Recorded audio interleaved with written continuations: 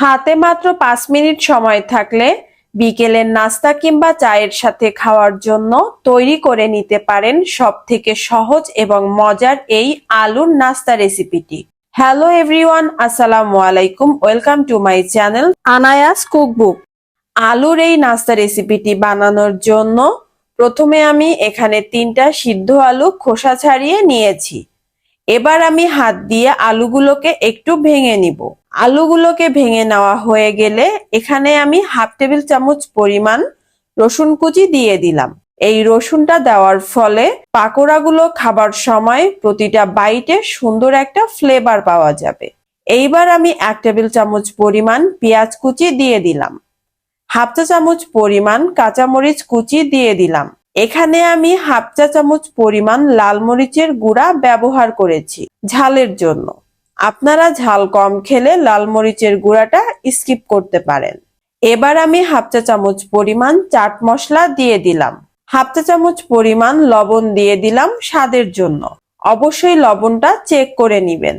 একটু ক্রিস্পি ভাব আনার জন্য এখানে আমি 2 টেবিল চামচ পরিমাণ চালের গুঁড়া ব্যবহার করেছি। আপনাদের হাতের কাছে চালের গুঁড়া না থাকলে কর্নফ্লাওয়ারও ব্যবহার করতে পারেন। এবার সবগুলো উপকরণ একসাথে ভালো করে মাখিয়ে নিতে হবে। দেখতেই পাচ্ছেন একটু শুকনা শুকনা ভাব হয়েছে, তাই এখানে আমি একটা ডিম দিয়ে দিলাম। এবার আমি এখানে 1/3 কাপ পরিমাণ ময়দা দিয়ে দিলাম। আপনারা অল পারপাস ফ্লাওয়ার ব্যবহার করতে পারেন। এবার আমি সবগুলো উপকরণকে ভালোভাবে মিশিয়ে নিব। দেখতেই পাচ্ছেন আমার সবগুলো উপকরণ একসাথে মিশিয়ে নিয়ে নেওয়া হয়ে গেছে। এবার এগুলোকে ভাজার জন্য চুলায় একটা কড়াই বসিয়ে তাতে পরিমাণ মতো তেল দিয়ে দিলাম। তেল একটু গরম হয়ে আসলেই হাতের সাহায্যে ছোট ছোট গোল গোল শেপ দিয়ে তেলের মধ্যে পাকোড়াগুলোকে ছেড়ে দিব।